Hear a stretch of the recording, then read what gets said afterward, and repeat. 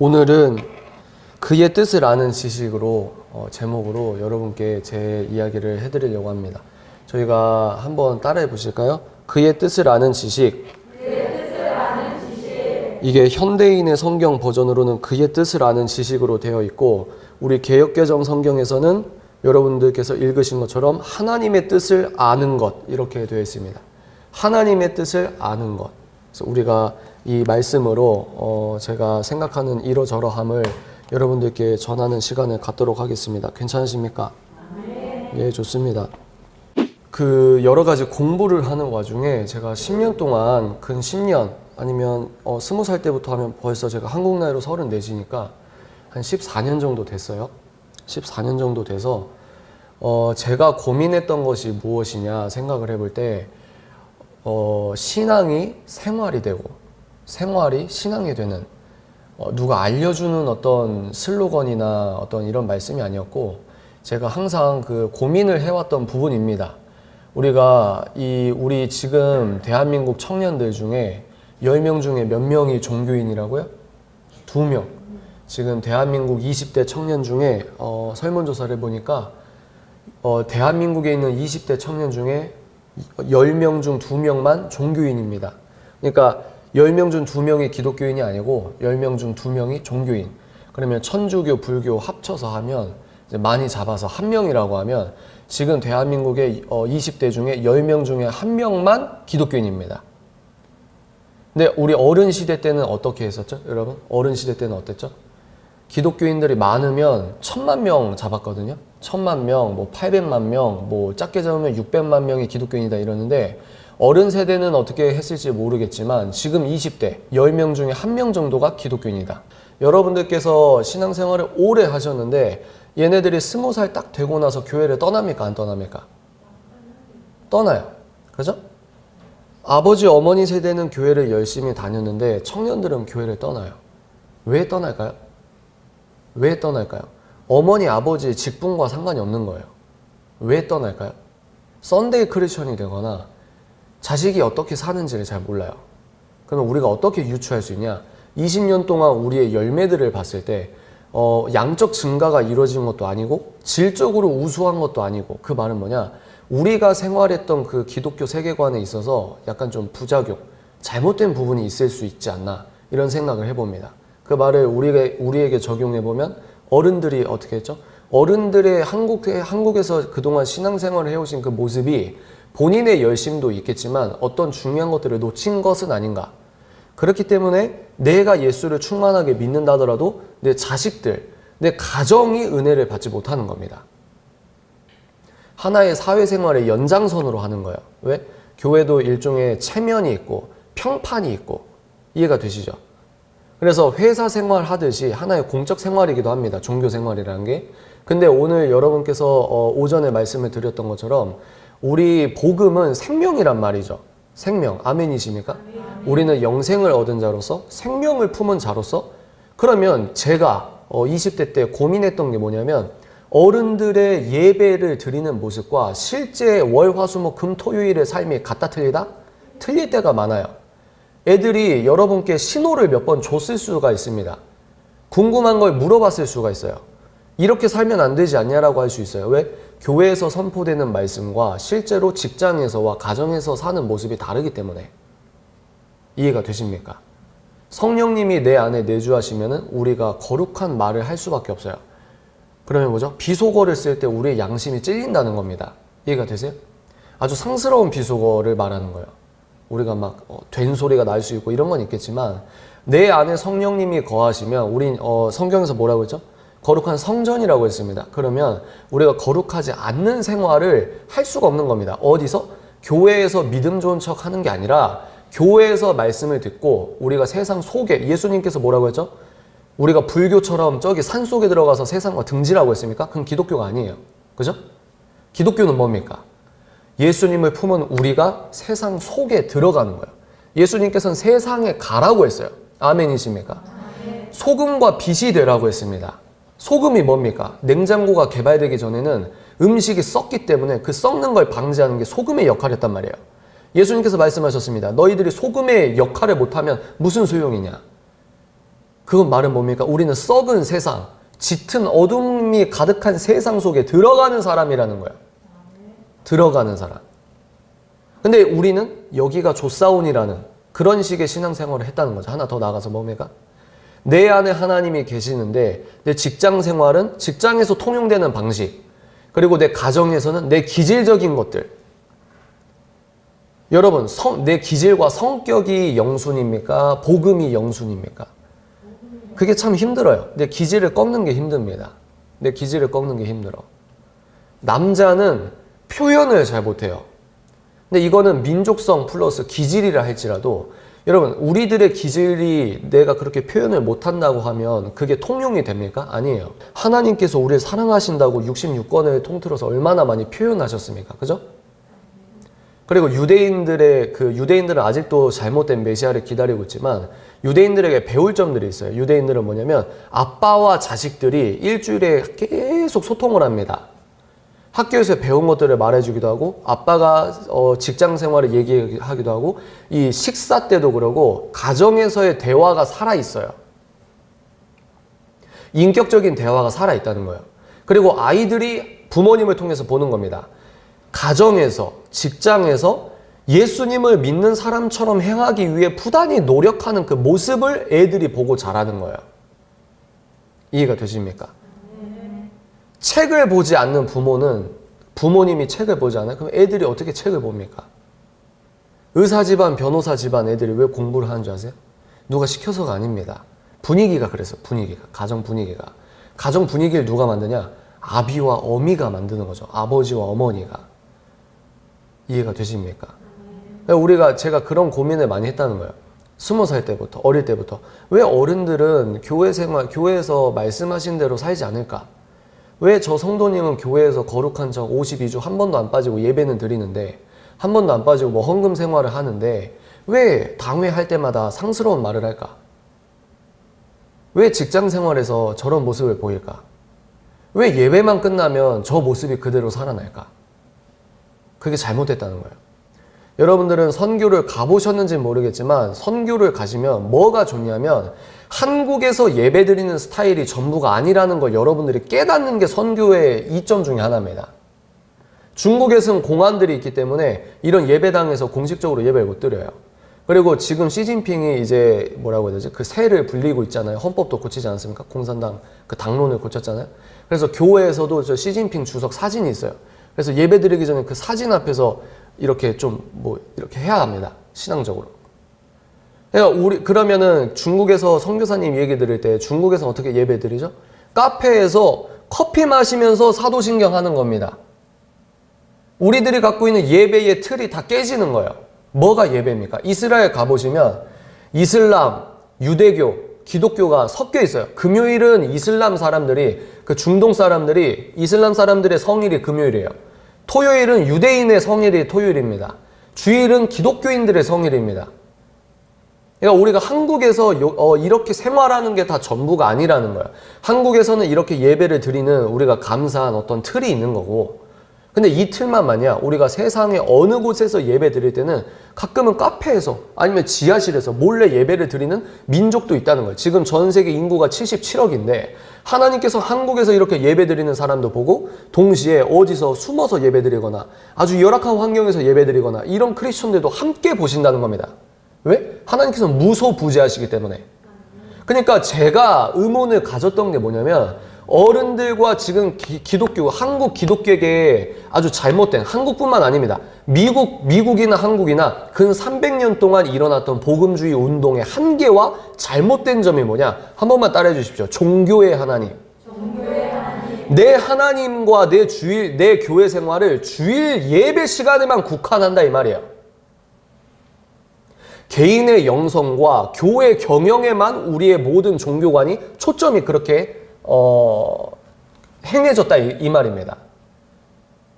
내 생활, 내 직장, 내 가정, 내 마음의 동기, 아침부터 저녁까지 푸단하게 내 마음의 동기가 하나님, 이게 하나님의 뜻입니까? 어떻게 하는 게 하나님의 뜻일까요? 11조를 뗄 때 매출로 뗄까요? 순이익으로 뗄까요? 그런 거 있잖아요. 그죠?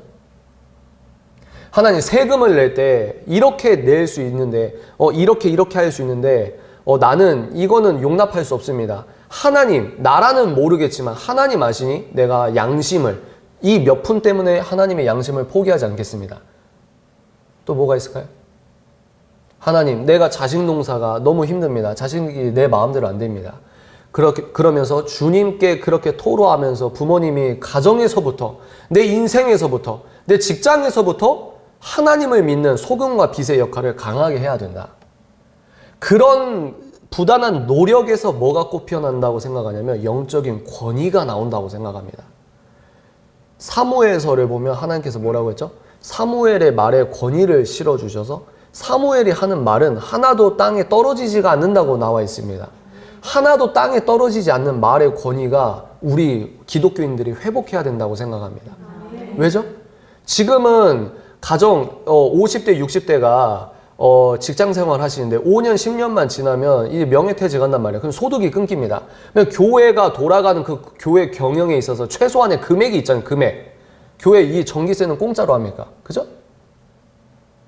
교회가 지금 이 눈을 못 뜨면 20대 애들이 30대 청년들이 왜 교회를 썰물처럼 빠져나가고 목사님께 인생의 어떤 이야기를 듣는 것이 아니라 인생의 조언을 목사님께 묻는 게 아니라 부자한테 주식 성공한 사람한테 성공한 사업가한테 자기 인생의 진리를 묻는단 말입니다.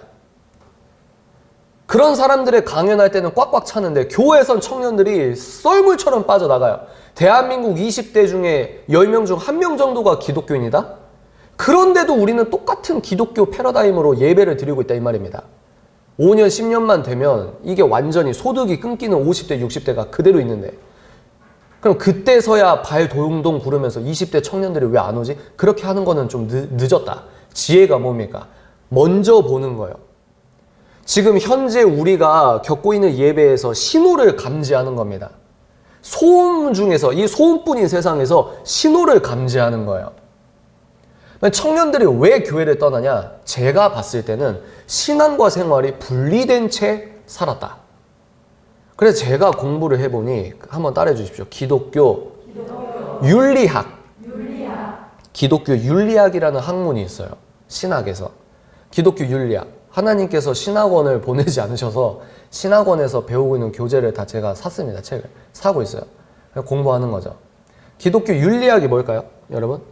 기독교 윤리학. 그럼 너무 딱딱한데 기독교 윤리가 뭐냐? 제가 말한 겁니다. 우리가 기독교인으로서 생활에서 어떻게 살아야 되는지를 말하는 게 기독교 윤리예요. 기독교인의 결혼은 뭐냐? 기독교인의 이혼은 뭐냐? 기독교인은 동거를 하면 되냐 안 되냐? 기독교인은 낙태를 하면 안 되냐 되냐? 기독교인들은 인권에 대해서 어떻게 생각하냐? 기독교인은 남자와 여자의 개념을 어떻게 생각해야 되냐? 이게 예전부터 기독교 윤리학이라는 그 학문에서 다루고 있었다는 거예요. 이해가 되시죠? 제가 그거를 기독교 윤리학을 공부하면서 여기에 답이 다 있었네 라는 생각을 갖게 됐습니다. 기독교 윤리학을 공부하다 보면은 어디에 필연적으로 우리가 부딪히는 영역이 있어요. 부딪히는 영역이. 그게 어딜까요? 부딪히는 영역이 있어요. 정치입니다. 정치. 왜? 우리가 일상에서 어떻게 살아가야 하느냐. 여기에서 부딪히는 게 정치예요. 왜? 정치는 제가 뭐라고 했죠? 숨쉬는 공기와도 같다. 우리는 법치주의 국가입니다. 여러분. 이 얘기 이상한 얘기 아니에요. 제가 오늘 여러분들께 하려고 20세기 최고의 복음주의 신학자라고 하는 존 스토트 목사님, 그리고 미국 출신의 굉장히 유명하신 복음주의 신학자 누구죠? 프랜시스 쉐퍼라고 하는 목사님이 있어요. 그 사람이 40년 전부터 설교했던 내용을 여러분께 소개를 해드리려고 합니다. 프란시스 쉐퍼라고 하는 기독교 철학가 겸 신학자가 있어요. 목회자가 있어요. 그분이 40년 전부터 뭐라고 했냐면 기독교 세계관과 인본주의 세계관이 있습니다. 여러분. 천국과 지옥이 있듯이 인간은 크리스천과 넌 크리스천을 떠나서 모든 사람들은 이 두 세계관 중에 하나의 세계관을 선택하게 되어 있어요. 기독교 세계관과 인본주의 세계관. 기독교 세계관은 뭡니까? 예수님이 왕이신 겁니다. 아멘이십니까? 성경 66권은 사실로 믿는 거예요. 아멘이십니까? 인본주의 신앙과는 뭐죠? 하나님을 믿지 않는 거예요. 무신론과 유물론 위주입니다. 유물론이 뭐냐? 무신론은 신이 없다. 유물론은 뭐냐? 우리는 물질 세계는 시간 곱하기 우연, 단백질 덩어리라 이 말입니다. 근데 지금 한국과 미국과 서유럽이 왜 이렇게 뭐라고 해야 되지? 많이 문제가 되는 일들이 일어나냐면 무신론과 유물론을 주류로 삼는 사회로 변질됐기 때문입니다. 근데 여러분, 미국이란 나라가 왜 대통령이 성경에 손을 얹고 선서를 하는지 아십니까? 그 이야기를 배울 거예요. 프란시스 셰퍼라는 분은 이렇게 말했습니다. 인본주의 세계관이 주류가 되는 사회는 필연적으로 어떤 게 인본주의로 스며들 수밖에 없다? 법과 제도가 인본주의로 쏠릴 수밖에 없다. 이걸 40년 전부터 말했어요. 40년 전부터. 며칠 전에 여러분, 몇 주 전에 미국에서 LA에서 그 뉴스 보셨죠? 남자가 여탕에 들어가는 사건이 일어났어요. 여러분 그 네이버 검색하시면 바로 나옵니다. 남자가 여탕을 갔는데 종업원이 제지를 못해요. 왜 못할까요? 본인이 여자라고 주장을 했기 때문에. 처음 듣는 분들은 이게 무슨 얘기인가 하실 겁니다. 남자가 여탕에 들어갔는데 종업원이 그 남자를 제지를 못해요. 왜? 그 남자가 카운터에서 나는 여자입니다 라고 했거든요. 지금 미국은 법이 통과돼서 본인이 여자라고 주장을 하는데 당신 무슨 소리하고 제지를 하면은 벌금을 묻습니다, 여러분. 그리고 영국에서는 어느 고등학생이 나는 생물학적으로 성은 남자와 여자밖에 없다고 생각한다라고 했던 고등학생은 영국에서 퇴학을 당했어요. 창세기 1장을 믿으십니까? 네. 창세기 1장에서 하나님께서 성을 몇 개로 하셨죠?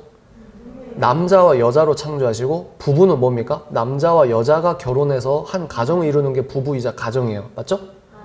그리고 이 기반으로 미국의 헌법이 만들어지고 그리고 미국의 헌법을 차용해서 한국의 헌법 체계를 만든 게 우리나라입니다. 그죠? 근데 지금 법이 바뀌었어요. 법이 개헌하기가 어려우니까 판례부터 바꿉니다. 아직도 주류 미디어 언론만 사실이라고 생각하는 단순한 사람들이 너무 많다는 거예요. 근데 깨어있는 사람들, 여러분 일제강점기 시대에 왜 기독교인들이 독립운동을 했는 줄 아십니까? 왜 독립운동을 했는 줄 알아요? 깨어있어서 그래요. 일본에서 말하는, 요즘으로 말하면 일본에서 말하는 주류 컨텐츠만 들은 게 아니라 나라를 사랑하는 사람들이 러시아에서, 중국 상해에서, 미국에서 그 소식을 전해주고 지금 국제정세가 이렇게 돌아가고 이러이러하다 이러면서 진실에 눈뜬 사람들이 그때 독립운동을 하셔서 이 나라를 지키게 된 겁니다. 아멘이십니까? 그리고 우리는 자유민주주의 나라로 채택이 됐는데 그 자유민주주의의 헌법 가치는 미국의 헌법을 그대로 차용한 나라가 우리나라예요. 여러분들이 알든 모르든 공부를 했습니다. 답답해서. 왜 교회가, 왜 성직자라고 하는 사람들이 여탕에 남자가 들어가는데 제지하지 못하는 사회까지 왔는데 교회에서 자기들 예배만 충실하게 드리면서 저렇게 최면이 걸린 듯이 살고 있지? 20대 청년들이 왜 교회를 떠나는지 아십니까? 내 삶과 교회가 상관이 없다고 하는 거예요. 뭐라고요? 내 삶과 내 월, 화, 수, 목, 금, 토요일의 생활과 교회에서 예배를 드리는 게 하나도 이어진 다리가 없다고 생각하니까 교회를 떠나는 겁니다. 기독교 어른들, 기성세대 분들이 회개해야 되는 게 뭐죠? 아들, 딸들이 썬데이 크리스천이 돼도 변호사 되면은 하나님께 복 받았다 박수치고 이걸 회개해야 된다 이 말이에요. 그게 이제 그 믿음의 뿌리, 그 믿음으로 씨를 뿌린 게 지금 열매가 된 겁니다. 뭐? 다 떠난 거예요. 기성세대 어른들이 그렇게 평생 아직도 교회를 다니시는데 자식들은 어디 분당에 아파트 샀어? 뭐 어디 아파트 샀어? 내 아들, 딸들 삼성전자 들어갔어. 그게 뭐요? 그게 뭐요? 예수를 버리면 그게 복입니까? 썬데이 크리스천이 돼서 진화론, 무신론 그거 맞다고 줄줄 따라다니는 게 그게 기독교인이라고 할 수 있습니까? 그게 복입니까? 아빠 엄마에게 한 달에 월급 이렇게 몇십만 원 이렇게 보내주고 용돈 받고 그러면 이제 좀 살만하니까 그게 이제 성공한 열매 있는 삶입니까? 하나님 보실 때 무엇이 열매이며 무엇이 복입니까? 말은 하는데 그렇게 실제로 살지를 못했다는 거예요. 청년들이 여기서 괴리를 느끼는 겁니다. 왜 말한 대로 안 살지? 한 번도 죄를 안 짓자는 게 아니에요. 우리가 죄인이기 때문에, 원죄성이 있기 때문에 우리는 오늘도 죄를 지을 수밖에 없는 연약한 영혼입니다. 문제는 뭐냐? 죄를 안 짓기 위해서 부단히 노력하는 그 마음의 진실성과 생활에서 내가 이렇게 바꾸려고 하는 그 습관을 바꾸려고 하는 그 노력을 보여줘야 되는데 그게 아니라는 거야. 그럼 왜 제가 이 얘기를 드리냐? 지금 정말 말이 안 되는 이 일들이 벌어지고 있습니다, 여러분. 말이 안 돼요. 그래서 지금 뭐죠? 통합 측, 장로교 통합 측과 합동 측과, 그러니까 한국이 장로교 교단이 제일 많잖아요. 통합 측, 합동 측, 한국 침례교, 이 대표 교단 총회장 목사님들이 다 평등법과 차별금지법을 반대하는 성명을 낸 이유가 이거예요. 창세기 1장을 거부하는 게 행정명령을 지나서 실정법과 헌법으로 개헌이 돼버리면 이제 성경은 국가 차원에서 성차별을 조장하는 문서가 되는 겁니다. 애들이 지금도 교회와 부모님을 싫어하는데, 부모님이 교회 다니라고 하면 그렇게 인상을 쓰는데 엄마 아빠는 성차별 조장자야, 이렇게 되는 거예요. 그러면 교회를 애들이 지금도 안 다니는데 이제 혐오 집단화 되는 거예요. 성경의 권위가 선동을 하는 책이 되는 겁니다. 성차별 선동 경전이 되는 거예요. 그런데 희한한 게 뭔지 아십니까? 목사님들과 기존 크리스천들이 가만히 있다는 거예요. 전 여기에서 의구심을 느꼈어요. 왜 저러지? 왜 저러지? 여기서 이어지는 부분이 있습니다. 아, 셰퍼가 40년 전에 이미 말했구나. 뭐요? 인본주의 세계관으로 판사들이나 인본주의 세계관의 정치인들이나 인본주의 세계관의 여러 사람들이, 또 더 나아가서 기독교인들이, 교회는 내 사생활의 영역, 종교의 영역은 내 주일의 사생활 영역일 뿐이고 기독교 얘기를, 기독교 세계관을 내가 월, 화, 수, 목, 금, 토요일에 같이 실현을 하려고 노력하면 안 돼. 이게 젠틀한 거고 이게 매너야라고 착각했던 그 유리 감옥에 스스로 들어가 있다는 거예요. 정교분리 원칙이 국가가 종교 생활할 때 간섭하지 말라는 방향성으로 만들어진 게 정교분리입니다. 지금은 반대로 해석을 하죠. 그죠? 미국이란 나라에 대해서 제가 더 설명을 해드리도록 하겠습니다. 왜 제가 이 얘기하냐면 여러분 이제 아실 거예요. 제가 쭉 어떤 얘기를 하는지 아실 겁니다. 칼빈의 종교개혁 기억나십니까, 여러분? 우리 개신교가 뭐죠? 천주교에서 떨어져 나온 게 왜 그러죠? 천주교에서 왜 떨어져 나왔습니까? 타락하고 부패해서 이거 뭐죠? 면죄부를 팔았잖아요. 돈 주고. 그러면 그때 당시에는 성경이 라틴어로 돼 있었단 말입니다. 우리는 지금 기술의 혁신 때문에 여러분들이 공교육 받고 한글 읽을 수 있잖아요. 모국어로 된 성경책이 있지 않습니까? 근데 그때 당시에는 성경이 라틴어예요. 독일어가 아니었어요. 모국어로 된 성경이 없었습니다. 그러니까 뭡니까?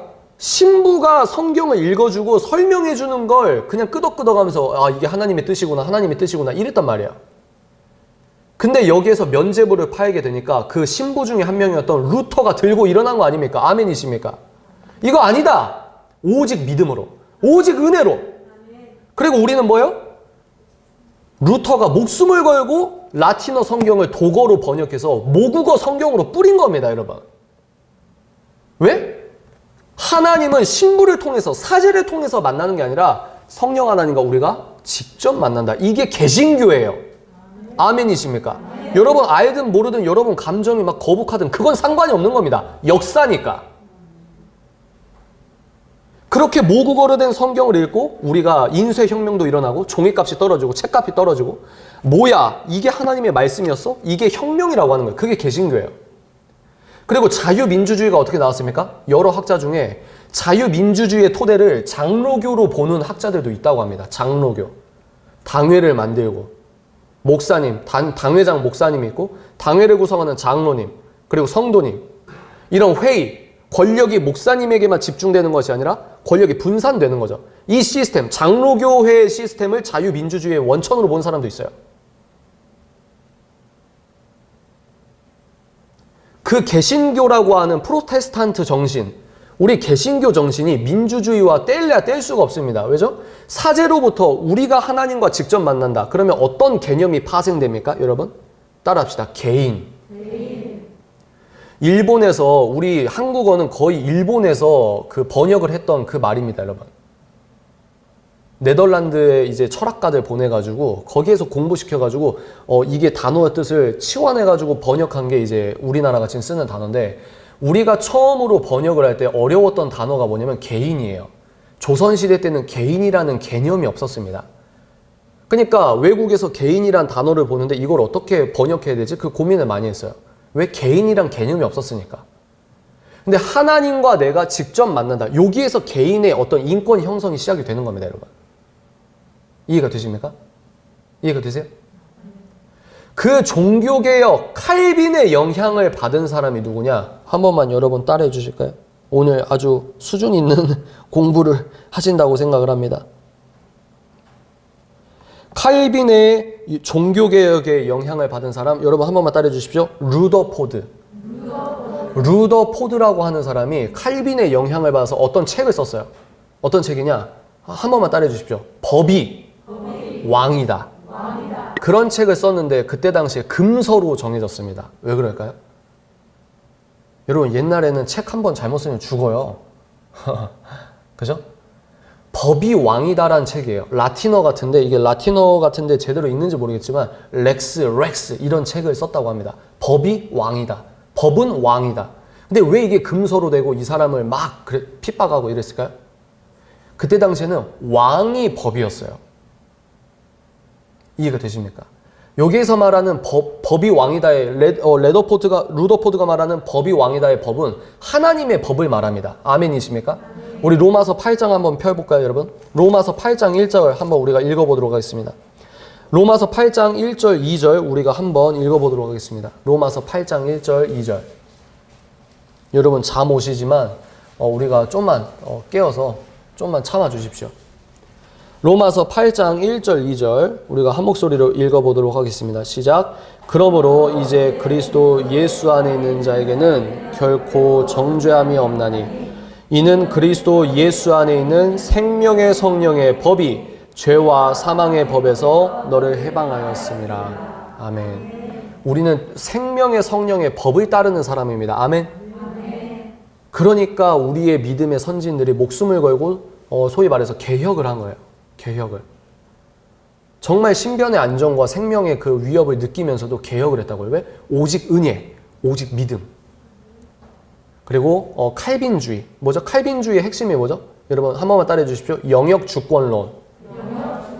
영역 주권론이 뭐냐면 교회에서만 하나님이 계시는 게 아니라 모든 이 세상의 모든 영역에서의 주권은 누구한테 계시다? 하나님이 계시다. 이게 무슨 말이냐? 문화나 어떤 어디 건설업이나 어떤 종류나 이 지구, 이 모든 우주의 주인은 하나님이시라는 거예요. 수학과 과학과 철학과 모든 중심의 주권이 되시는 분이 하나님이다. 이걸 선포한 게 종교개혁, 우리 장로교, 기독교입니다. 근데 우리는 아까 제가 뭐라고 했죠? 종교의 하나님, 주일에 예배드리고 땡인 거예요. 그러니까 이 괴리가 청년들이 떠나게 되는 겁니다. 그래서 지금 기성세대에 불만을 갖고 있는 청년들이, 물론 청년들의 문제가 많아요. 청년들이 다 맞는 게 아닙니다.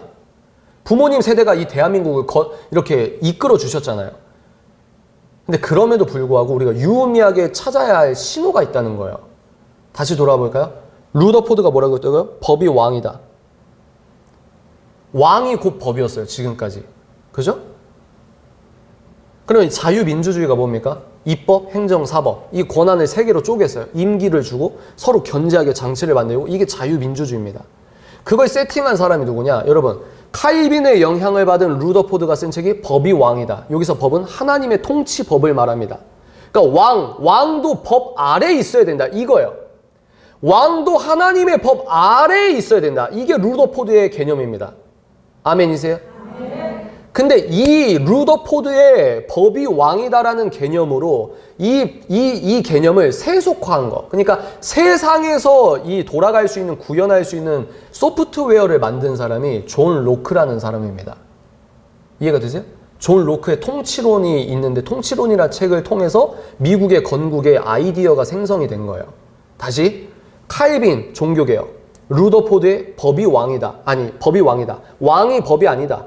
왕도 본인 스스로 입법, 사법, 행정 본인 스스로 마음대로 하는 게 아니라 왕도 하나님의 통치의 법 아래에 있어야 된다. 이거를 이제 철학화해서 세상에서 우리가 정부를 구성할 때 이런 소프트웨어를 만든 사람이 존 로크예요.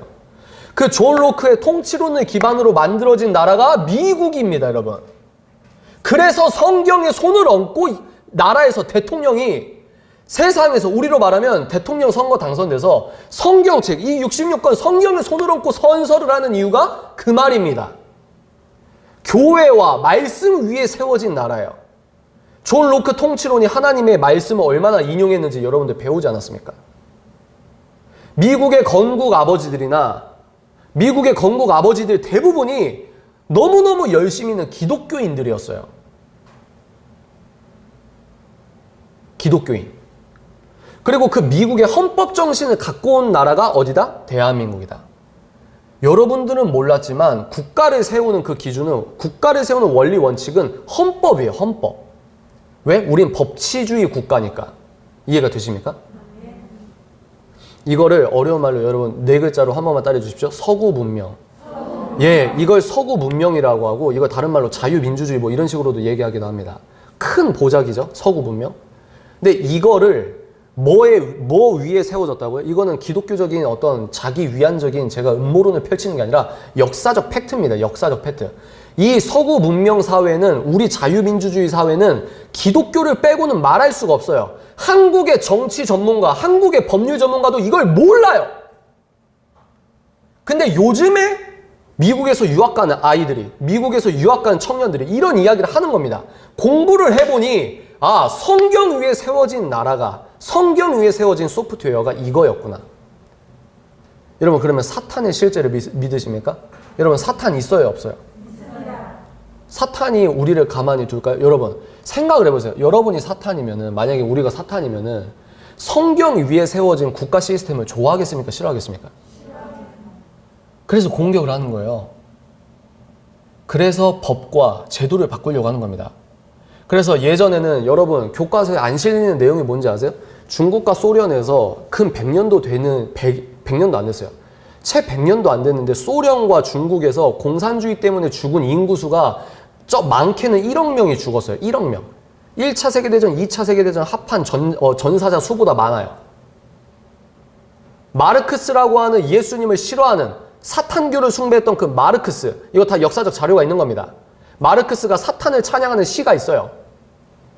그렇게 예수님을 왕으로 모시지 않는 마르크스 한 명이 만든 아이디어라고 하는 마르크스주의, 막시즘 때문에, 그걸 성경으로 믿는 사람들 때문에 소련과 중국에서 8천만 명에서 1억 명이 죽었다고요. 얼마나 끔찍하게 사람들을 죽였는지 모릅니다. 근데 그걸 안 가르쳐요. 안 가르쳐요. 얼마나 끔찍하게 사람을 죽였는지 몰라요. 얼마나 끔찍하게 기독교인을 핍박했는지 모릅니다. 안 가르쳐요. 기독교 정신으로 독립투쟁했던 유관순 누님 있죠? 그것도 지우려고 하다가 그 문제 되니까 또 이제 유관순 또 하잖아요. 그런 영적인 흐름들이 있는 겁니다. 이거를 공부하지 않으면 몰라요. 제가 그랬어요. 저 우파, 좌파 개념을 굉장히 싫어하는 사람입니다.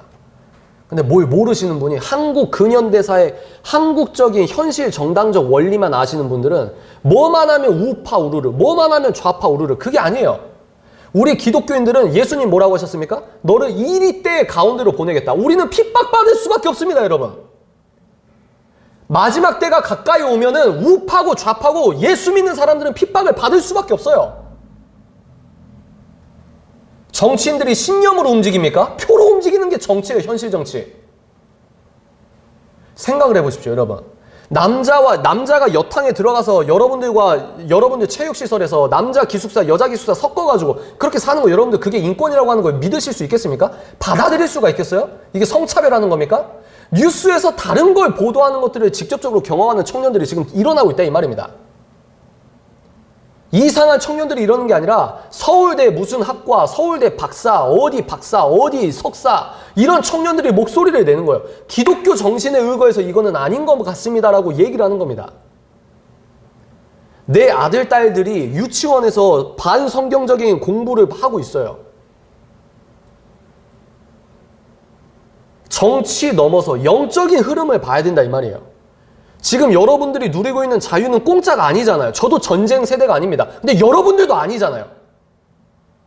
그러니까 이 자유가 공짜인 겁니다. 공짜인 거. 전 세계에서 지금 한국의 6.25 전쟁 때 유엔군 투입하고 나서, 그 유엔군 투입하기 전에 유엔 상임위에서 얼마나 극적인 그 채택을 했기 때문에 우리가 유엔군이 그렇게 빨리 들어온 거예요.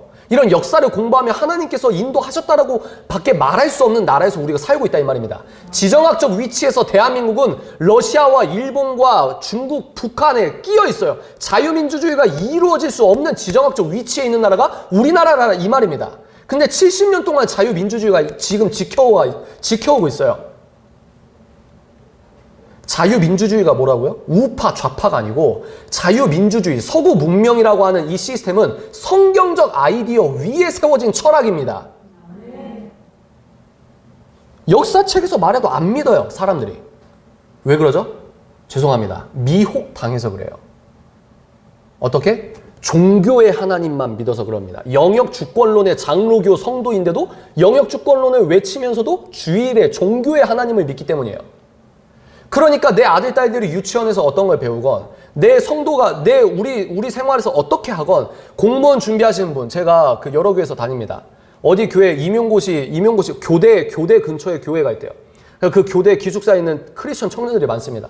선생님 준비한 사람도 있고, 선생님 임용고시 합격해가지고 이제 선생님으로, 이제 들어가기 전에 저기 공무원 연수센터에서 교육받으려고 하는 애들이 있어요. 저한테 토로를 합니다. 지금 공무원 지금 연수 받을 때 어떤 내용을 공부하는지 아십니까? 근데 기독교인으로서 내가 성경을 진리로 믿으니까, 근데 학교에서 공무원이 이렇게 가르치래. 그러면 교사가 돼가지고 윤리 교과서에서 성경과 다른 거를 알려줘요. 그러니까 이 사람들이 양심에 찔려서 저한테 녹화하면서 물어보는 겁니다. 이거 어떻게 해야 됩니까? 이거 어떻게 해야 됩니까? 근데 비극이 뭔지 아세요? 왜 교회에서 이런 운동을, 이런 말씀을 선포를 안 해주냐 이 말이에요. 청년들이 교회에서 말씀 듣고 은혜 받고 싶은데, 청년들이 교회에서 복음의 진한 말을 듣고 싶은데, 예수님의 피의 능력을 힘입고 싶은데 공급이 안 된다고 하면서 제 영상을 보는 겁니다. 이게 얼마나 비극입니까? 이런 얘기를 해도 우파 좌파하는 그 정신 수준이 너무 비극이라 이 말이에요. 울산에 가면요, 현대 노조 때문에 여긴 다 좌파야. 청년들도 다 좌파야. 신학생들도 다 좌파야. 뭐 전국에 가도 다 좌파래요. 경상도 가도 다 좌파래. 지금 그 말이 아니잖아요. 우파 운동이 아니잖아요. 교회가 왜 우파 운동을 합니까? 그게 아니에요. 왜 제가 이런 이야기를 해드리냐? 우리 다음 세대의 부흥의 키워드가 여기 있다고 생각합니다. 40년 전에 미국의 미국의 기독교 철학자가 말을 했다니까요. 40년 전에 뭐라고요? 인본주의 세계관이 주류가 된 사회는 자연스럽게 필연적으로 법과 제도가 반성경적으로 될 수밖에 없다. 우리가 지금 그런 사회에 살고 있어요. 그래서 뭡니까? 그래서 우리가 실시간 뉴스로 보게 되는 거예요. 뭐? 남자가 여탕에 들어가도 제지를 못하는 사회를 목도하게 되는 거예요.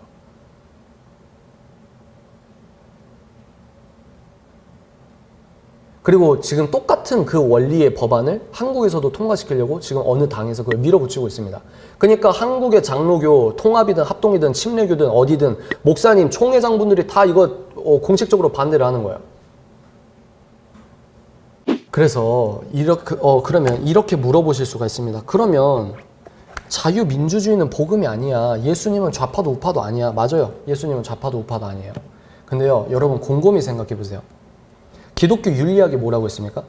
오늘 내가 기독교인으로서 어떻게 살아야 되느냐를 다루는 학문이에요. 그래서 아주 수십 년 전부터 이 본질에 대해서 지적하셨던 기독교 지식인들이 많았습니다. 자유민주주의는 뭐냐? 성경 위에 세워진 시스템이다. 우리가 왜 이 자유민주주의의 근간인 표현의 자유나 종교의 자유나 이런 기둥들을 잘 지켜야 되냐면, 자유민주주의가 성경이 아니고 자유민주주의는 교회에 열려있는 시스템이기 때문입니다. 아멘이십니까? 그러니까 옛날에는 이거를 예를 들어 서구 문명을 깨려고 밖에서 망치로 때렸어요. 이걸 부시려고. 예를 드는 겁니다. 이게 부시려고 하는데 안 돼. 예를 들어 볼까요? 교회를 없애려고 교회를 막고 교회를 불태우고 사람들 핍박하고 이러면 교회가 없어질까요? 덮어질까요? 예루살렘에서 핍박이 있으니까 사람들이 서유럽 쪽으로 넘어가서 사도 바울이 로마서 쓴 거 아닙니까? 맞죠? 뭡니까? 우리는 성경을 위해서, 다 그런 건 아니겠지만 주께서 믿음의 은사를 주신 분들은 성경과 교회를 위해서 목숨을 버려버린다 이거예요. 그러니까 이 역사적으로 봤을 때 이 서구 문명을, 그러니까 이 세계관이 뭐냐면요, 자기는 인정을 하지 않겠지만 예수님을 왕으로 모시지 않는 세계관은 다 하나님을 떠난 세계관입니다. 맞죠? 근데 특정 이념을 신봉하는 사람들이 어떻게 한다고요? 서구 문명. 서구 문명의 그 두 기둥은 여러분 가정과 교회입니다. 아멘? 그러니까 이 가정과 교회를 한 번에 날릴 수 있는 게 젠더 이데올로기. 그래서 성하는 거예요. 왜? 성적인 걸 행정명령으로 그리고 판례로 실정법으로 몇 줄만 바꾸면은 가정과 교회를 둘 다 변질시킬 수 있기 때문에 그런 것들을 하는 겁니다. 이거는 여러분들이 아직 공부를 안 하시면 제가 음모론자처럼 보일 수밖에 없어요. 그래서 목사님들이 다 총회장분들이 일어나서 하는 게 차별금지법, 평등법, 이름만 평등, 이름만 차별금지법, 그거를 막는 거예요. 자유민주주의는 교회에 열려있는 시스템이다. 그렇지 않은 이념적인 그 정당적 목적이 망치로 때려도 교회가 안 부서지고 망치로 때려도 교회를 짓밟아도 사람들이 목숨을 걸고 교회적 가치를 지키고 그리고 서구문명을 아무리 흔들어도 안 흔들리고 이 사람들이 어떻게 패턴을 바꾸냐? 이제 서구문명 안으로 들어옵니다. 여러분 안으로 들어와요. 국정원이나 모사드나 여러분들 이런 책들 간증집이나 기자들이 쓴 책들 이렇게 읽어보면 영화도 최근에 개봉하지 않았습니까? 몇 년 전에 개봉했죠? 한국에서도 간첩이 있다 없다? 없다고 생각하는 사람이 순박한 세계관으로 세상을 사는 겁니다. 이 한국의 자유민주주의 시스템을 싫어하는 사람들이 존재해요. 근데 이 자유민주주의를 넘어뜨리려면 뭐예요? 교회를 없애야 돼요. 근데 교회를 없애려고 망치를 때려보니까 안 없어지거든요. 역사적으로. 그러니까 교회 속으로 들어와서 복음을 바꾸는 겁니다. 거기에서 아주 큰 열매가 뭐다? 신앙과 생활이 분리된 기독교를 믿고 있었다. 월, 화, 수, 목, 금, 토요일의 삶과 주일의 삶이 분리된 삶을 살고 있었다. 내 개인의 영성과 교회 경영의 축복만 생각했다. 여러분 영국에서 그 흑인 노예 철폐를 운동을 했던 사람들이 한 번만 따라해 보실까요? 클레펌이 뭐냐면 우리 그 마을 동네 이름이에요. 클레펌이 마을 동네인데 그 동네에서 기독교인이라고 하는 정치인, 기독교인 변호사가 일주일에 한 번씩 그 자기들 집에서 모여가지고 어떻게 하면 성경적으로 이 세상을 좋게 바꿀 수 있을까 이러면서 흑인 노예를 어떻게 이 노예법을 어떻게 철폐할 수 있을까 이거를 모여서 공부했던 사람, 그리고 공부해서 끝나는 게 아니라 실제로 그렇게 시민운동을 적극적으로 했던 기독교인들의 모임이 클레펌입니다. 근데 여러 가지 이유 때문에 지금은 교회가 뭡니까? 사회에서 교회가 정치운동을 해야 된다 이게 아니고 우리가 이런 세계관으로 열심히 살아가야 된다 이야기를 여러분께 드리고 싶은 거예요. 아멘이십니까? 그 사람들이 뭐예요? 클레펌에서 뭘 했다고요? 노예제도 철폐한다고 하고 뭐 해야 된다고 하고 영향력을 미치다가 교회의 양 날개가 뭡니까? 성도의 영성 그리고 예수 그리스도의 말씀을 선포하는 거 그리고 뭐예요? 세상의 빛과 소금이 될 수 있도록 우리가 함께 공부하는 것 그리고 함께 그런 세상을 만들기 위해 애를 써보는 것 이게 원래 교회의 역할이라고 합니다. 근데 지금은 뭐죠? 비행기의 양날개 한쪽 날개가 부서져 버렸던 거예요.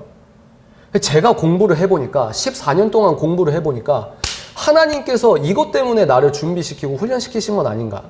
사도 바울의 때를 생각해 보십시오. 이방인의 사도라고 했어요. 그때 당시에는 이방인이 복음을 접할 수 있을까? 유대교 사람들 입장에서는 이방인은 영혼이 없다고 생각했다 이 말입니다. 이방인들은 예수님을 믿어도 구원받는다? 얘네들은 영혼이 없다고 생각했어요. 근데 예수님께서 사도 바울을 만나주셨습니다. 뭐라고 했다고요? 너는 이방인의 선교사로 내가 정했다. 아멘이십니까? 그때 당시의 스테레오타입, 고정관념을 생각해 보십시오. 그때 당시 고정관념을 생각해 보세요.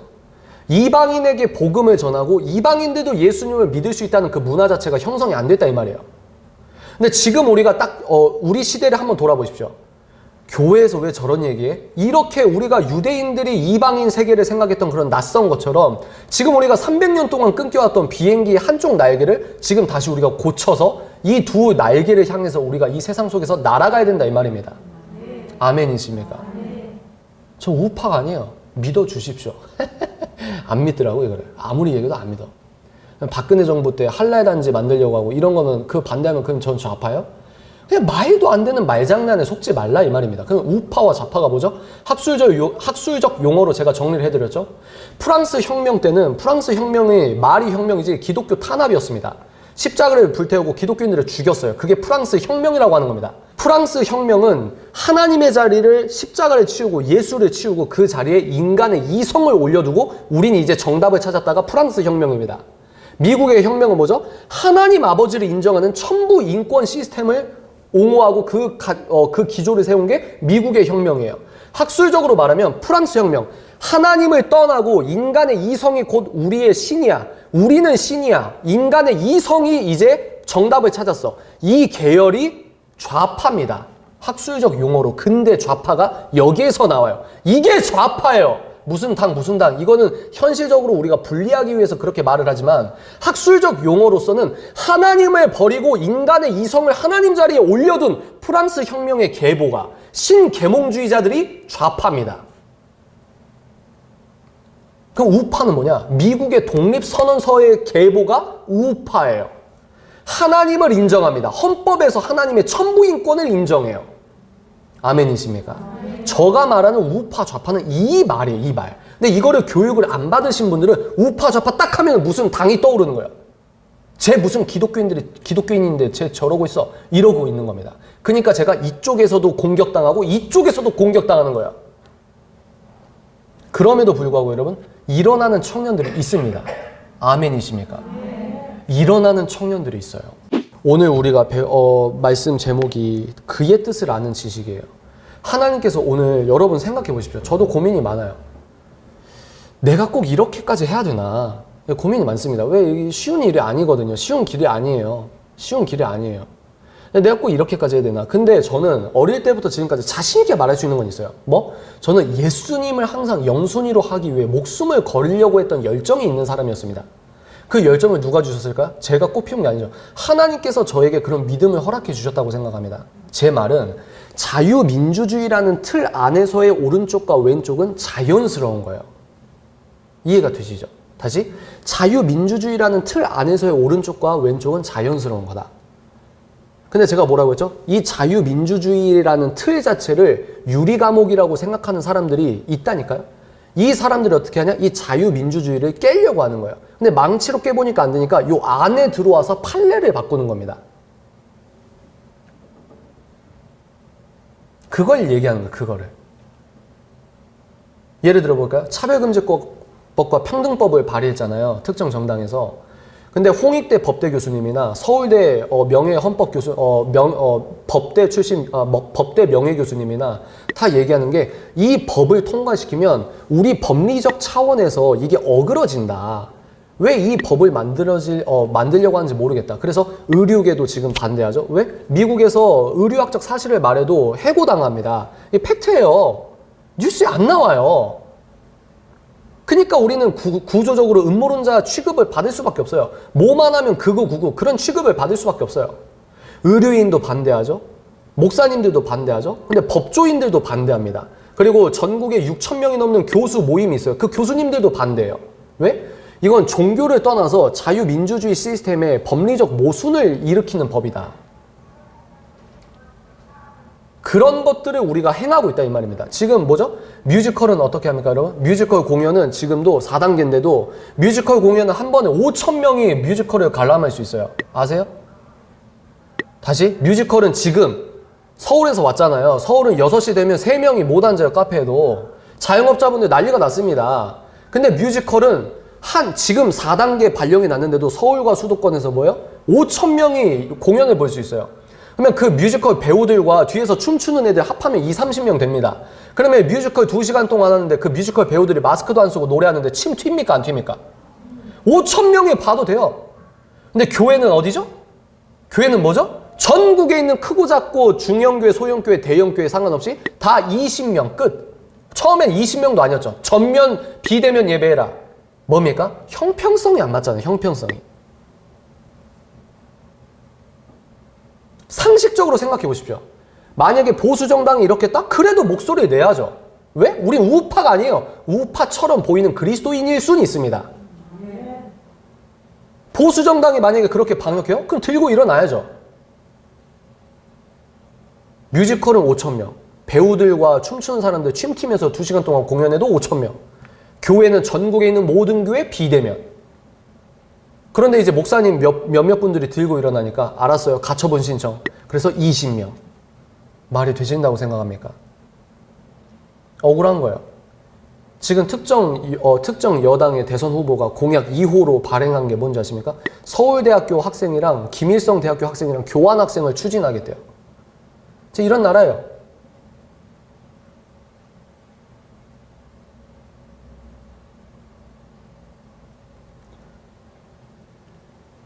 북한군한테 총살당해서 이 시신을 불에 태웠는데도 그 해 작년 9월에 국군의 날 행사에서 우리 군인 통수권자라고 하는 행정부 수장 대통령이 북한에 대한 어떤 이런 얘기는 한마디도 안 했습니다. 주적이 아닌 거예요. 국방부 장관이 벙어리처럼 끝까지 말을 못합니다.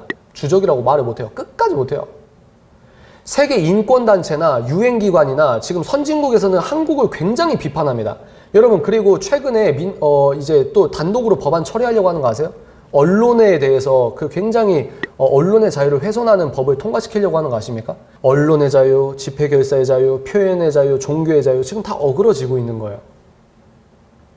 그러니까 저는 그겁니다. 자유민주주의라는 틀이 잘 지켜지면 저는 그게 상관없어요. 이렇게 정치적인 색채를 띠는 내 캐릭터 자체가 싫어요. 그냥 편하게 예수 믿고 싶다고요. 그냥 편하게 교회 왔다 갔다 하고 예배 드리고 싶은데 왜 자꾸 말도 안 되는 일을 행하는데, 이건 종교를 차치하고라도 법리적인 전문가들도 오류라고 하고, 저거 하면 이 법리적으로도 모순된다고 하고, 국가의 통치 시스템의 법리적 모순 때문에, 논리 때문에 이렇게 피해자가 나온다고 얘기를 해도 왜 저렇게 법을 제정하려고 하냐고요. 근데 40년 전에 미국인 기독교인 철학자가 뭐라고 했다고요? 인본주의 세계관이 주류가 되는 사회에서는 어떤 사회가 도래한다? 법과 제도가, 하나님을 떠나는 법과 제도가 만들어질 수밖에 없다. 40년 전에 어떤 사람이 그렇게 외쳤다 이 말입니다.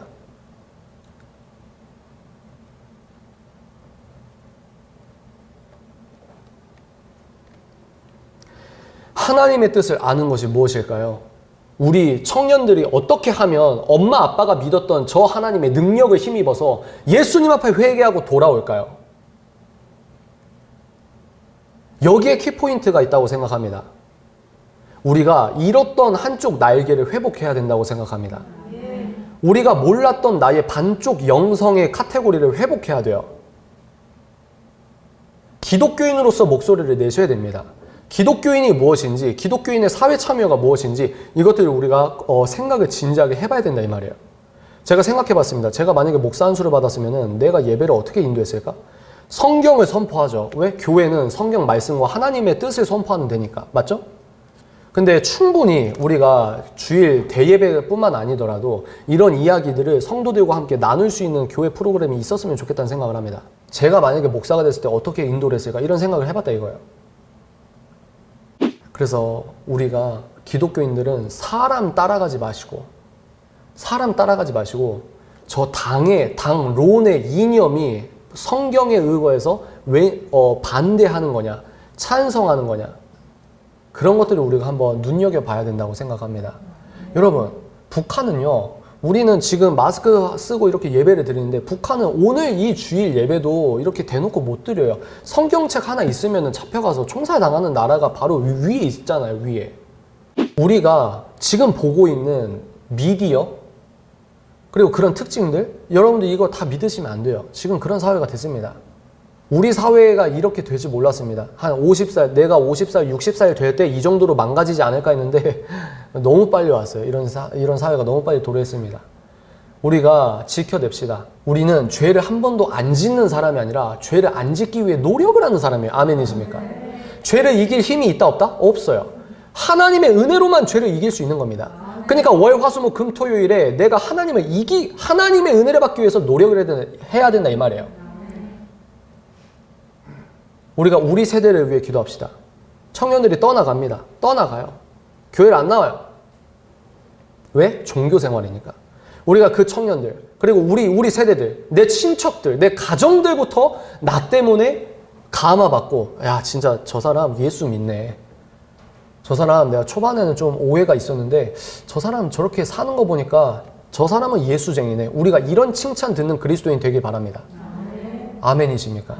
정말 우리가 예수님 믿는 소금으로서 저는요, 하나님의 연단을 통해서 뭘 깨달았냐면 인간의 명예와 인간의 어떤 소욕과 인간의 박수를 저는 받고 싶지 않아요.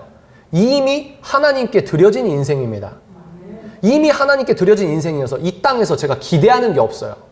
사람을 믿지 않습니다. 뭐요? 하나님만 믿고 걸어갑시다.